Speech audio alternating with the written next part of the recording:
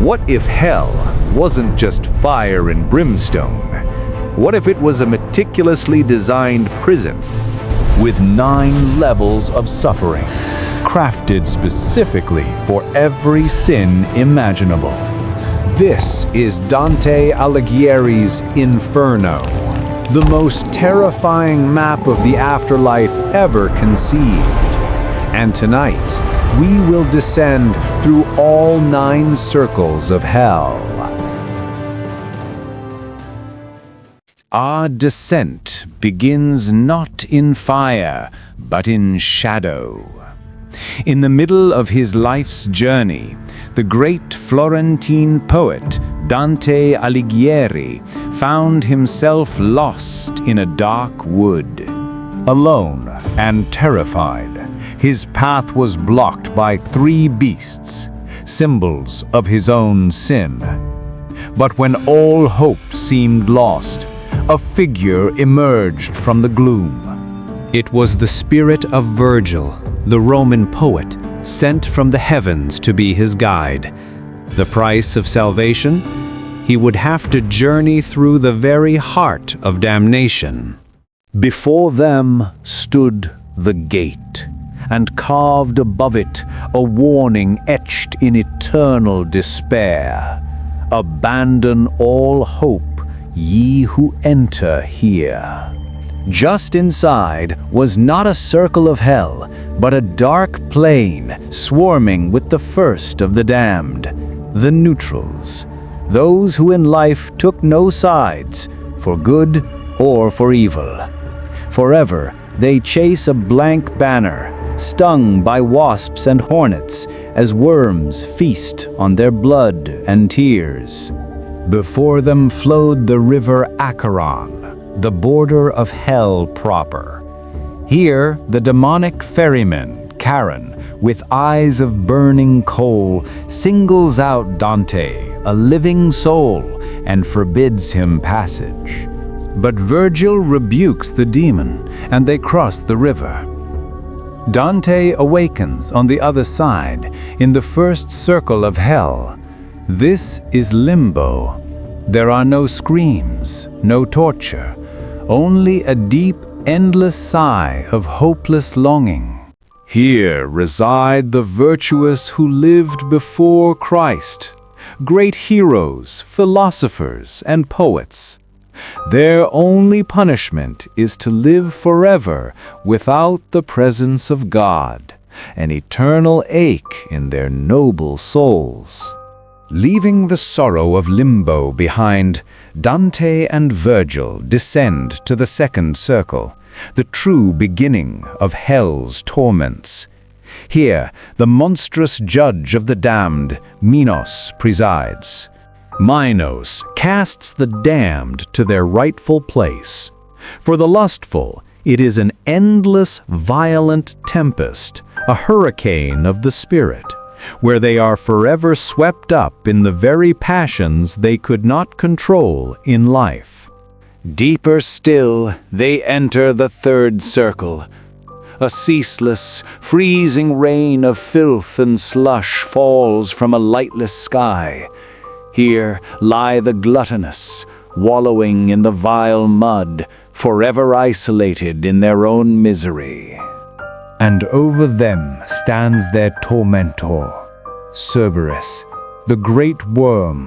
The 3-headed hound of hell rips and tears at the spirits with his claws and teeth, his barks echoing like thunder in this miserable place. The fourth circle holds a different kind of torment. Here, the avaricious who hoarded wealth and the prodigal who wasted it are locked in an eternal, pointless struggle, forever clashing in the gloom. Their descent now leads them to the marshy banks of the river Styx, a black, stinking swamp that forms the 5th circle. On the surface, the wrathful tear each other apart in a blind, endless fury. Beneath the black water, the sullen choke on their silent, repressed anger for eternity. Guided by a new ferryman, they cross the swamp, arriving before their greatest obstacle yet, the infernal city of Dis. Its walls, forged from red-hot iron, glow in the darkness, and the gates are barred by legions of fallen angels. Here, Virgil's authority fails. The rebels of heaven deny them entry. From the top of the towers, 3 hellish furies appear, shrieking and tearing at their own flesh, calling upon the one who turns all to stone, Medusa. But heaven does not abandon them. A divine messenger appears walking upon the foul water of the Styx, his presence scattering the damned. With a touch, he throws open the gates of Dis, an act of effortless, divine power. Inside the walls lies the 6th circle, a vast, desolate cemetery.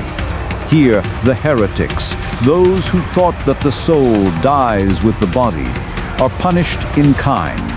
They are entombed in fire, their souls trapped in death for eternity.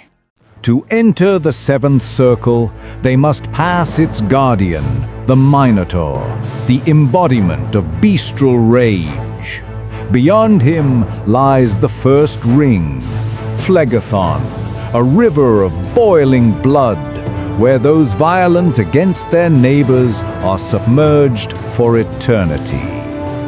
Patrolling the banks are the centaurs, armed with bows and arrows.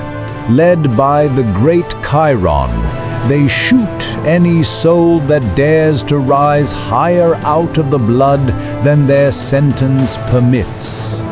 The 2nd ring is a place of profound sadness, a dark, twisted forest with no sign of life. This is the wood of suicides. Those who rejected their own bodies in life are now trapped as trees, their humanity forever denied them. Their only voice is pain. Their tormentors are the harpies, foul bird women who perch on their branches, tearing at them with their talons, causing the trees to bleed dark blood and cry out in agony. The final ring of the 7th circle is a vast desert of burning sand, where a slow, eternal rain of fire falls from the sky. Here, violence against God, art, and nature is punished. Having passed the great abyss, on the back of Geryon, the monstrous embodiment of fraud, Dante and Virgil arrive at the 8th circle, Malebolge, a city of stone, divided into 10 concentric ditches, each punishing a different shade of deception. In the 3rd ditch, the Simoniacs, those who bought or sold sacred offices, are punished in a grotesque inversion of baptism. They are stuffed headfirst into holes in the rock, their feet protruding, endlessly licked by flames. The 5th ditch is a river of boiling pitch. Here, corrupt politicians are submerged, guarded by demons known as the Malebranche, the evil claws, who tear them apart with hooks if they dare to surface. A silent, solemn procession greets them in the 6th ditch. The hypocrites, forced to walk in endless circles, wearing cloaks that are beautiful and golden on the outside, but are secretly lined with heavy, crushing lead. And on it goes, ditch after ditch, a horrifying catalog of human deceit. Seducers whipped by demons, thieves transforming into serpents, counselors trapped in tongues of fire, and sowers of discord endlessly hacked apart, only to be torn asunder again. At the center of Malebolge is the final pit, the entrance to the ninth and final circle. Guarding it are the giants of old, titans chained since the dawn of time, symbols of the pride that leads to the ultimate betrayal. Lowered into the abyss by the giant Antaeus, Dante finds himself not in a realm of fire, but of its absolute opposite. This is the ninth and final circle, Cocytus, a vast frozen lake where the sin of treachery, the ultimate act of cold-hearted malice, is punished in eternal ice. As they walk towards the center, a great wind begins to blow. It is not a natural wind, but the beating of 6 massive wings. And then he sees him, Lucifer, the emperor of the sorrowful realm, trapped mid-breast in the ice that he himself creates. He is the ultimate traitor, and in his 3 mouths he eternally chews upon the 3 greatest traitors in human history. In the center, Judas Iscariot. In the others, Brutus and Cassius.